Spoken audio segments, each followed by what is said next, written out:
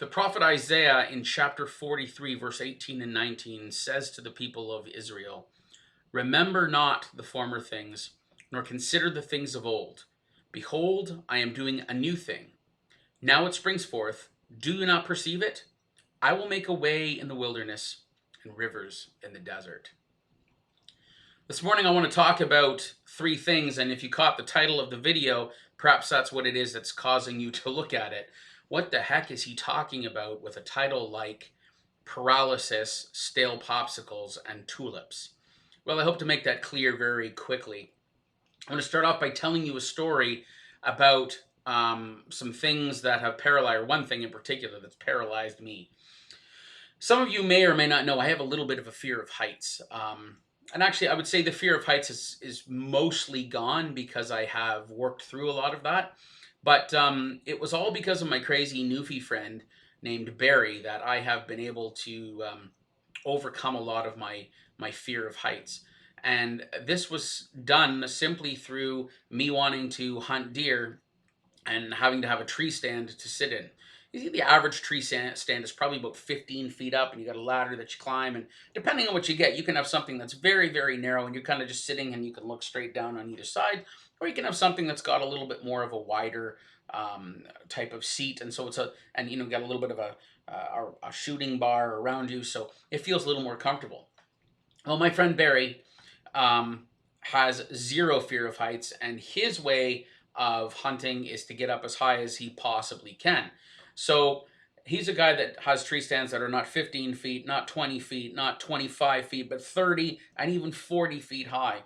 And when I first got into deer hunting, he built me one that was about 30 feet up.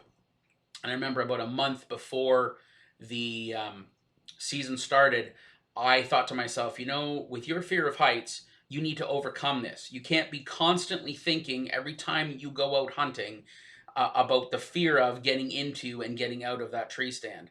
And so every few days I would drive out to my hunting site, walk out into the bush, and I'd attempt to climb up into the tree stand. And I get part way out, and all of a sudden I go, oh boy.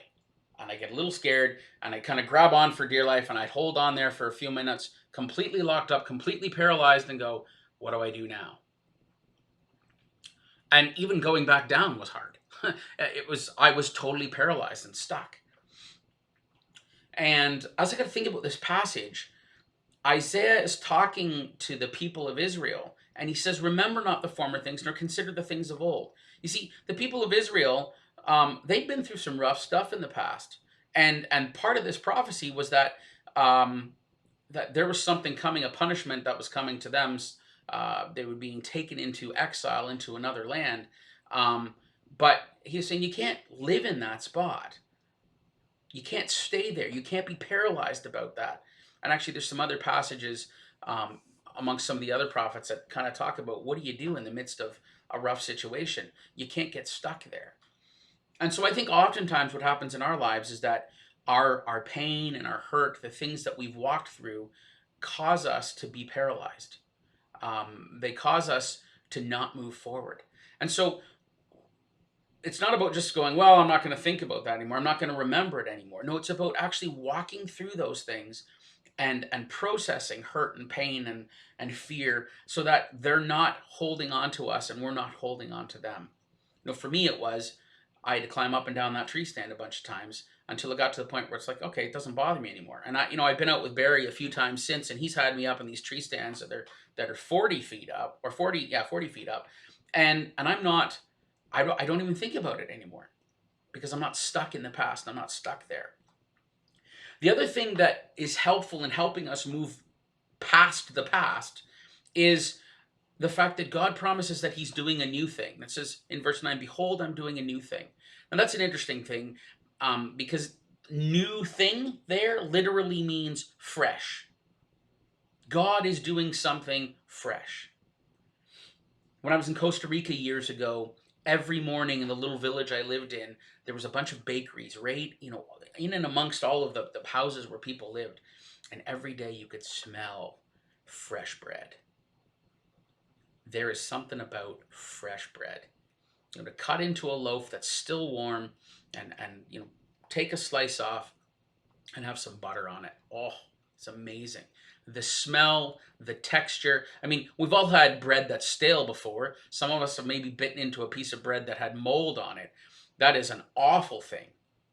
It's not what we want. But when you get that fresh bread, it's just absolutely amazing. As I got thinking about, you know, new things, fresh things, I got thinking about my love of popsicles. Now, since I was a little kid, I have been a fan of lime popsicles. You remember back years ago when you went to buy a popsicle, they didn't come in plastic wrappers like they do so many times, so often today. They came in these paper wrappers, and what I couldn't stand was a stale popsicle. And you didn't always know by looking at a popsicle in the paper package whether it was stale, but you knew the minute you tried to open it, because when you tried to pull out the the popsicle from one of those paper wrappers, you knew it was stale when the paper got stuck to the actual popsicle itself, and then you're trying to scrape off a piece of paper. I'm not a big fan of eating paper, and when I'm having a lime popsicle, what I want is the freshest lime popsicle, where when I just pull on the paper wrapper, it would slide right out. I'd often buy 5 or 6 of these popsicles from the corner store, and I'd put them in the freezer, and I'd pull them out on a hot day. And I would try not to let them stay in my freezer too long, because if I did, I knew they were going to get stale, and I wasn't going to be able to pull the wrapper off. You see, we all desire something that's new, something that's fresh. And the truth is, God is not stuck in our past. God is doing something new. My question to you is, what is it that he's doing new today? The passage goes on to say, now it springs forth, do you not perceive it? Oftentimes we don't see what God is doing because there's a lot that's going on behind the scenes. But a sure sign that spring is coming is I look at the ground on a regular basis in my garden, and what I'm looking for is those little shoots coming up for the tulips that I have. And I know when the tulips start to pop through the ground, that's a sure sign spring is coming. And so I look for that little bit of a shoot, and then I begin to watch it each day. And it gets bigger and bigger, and then it puts out its leaves, and then the stem comes up, and then you begin to see the little the bud on top, and then as you wait, it begins to grow and grow, and then in a short period of time, over a number of days, all of a sudden you have this beautiful tulip that's there. But if you're not looking, you miss those things. And when God is doing a new thing, what he's doing is often springing forth in a small little way. And if we keep observant, we begin to see what it is. And so I want to challenge you, if you don't see what new and fresh thing God is doing, stop, take a few steps back, and look around. Where is there new growth and new life? Where is there something that's budding? I think about right now the fact that in our garden we have some raspberries, and I've been watching over the last number of weeks as the actual, what do they call them? The canes, the raspberry canes have come up, and then you begin to see the leaves come out, and then you see these tiny little berries, and they're about this big, and you have to wait. And all of a sudden, not all of a sudden, I guess over time, you have this berry that begins to grow, and of course it's like kind of a white color. And then, depending on what kind of raspberry it is, as it ripens up, we have some golden raspberries, so it's this goldy orange type of color, and we've got red raspberries. And when the color changes, it's time to be harvested. So let me just kind of bring this into shore.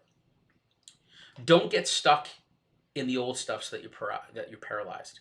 Don't let paralysis from fear and doubt and pain and trauma stop you.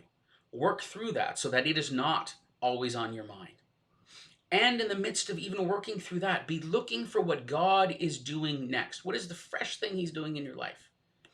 And that takes observation. You need to step back and look around and say, God, what are you doing?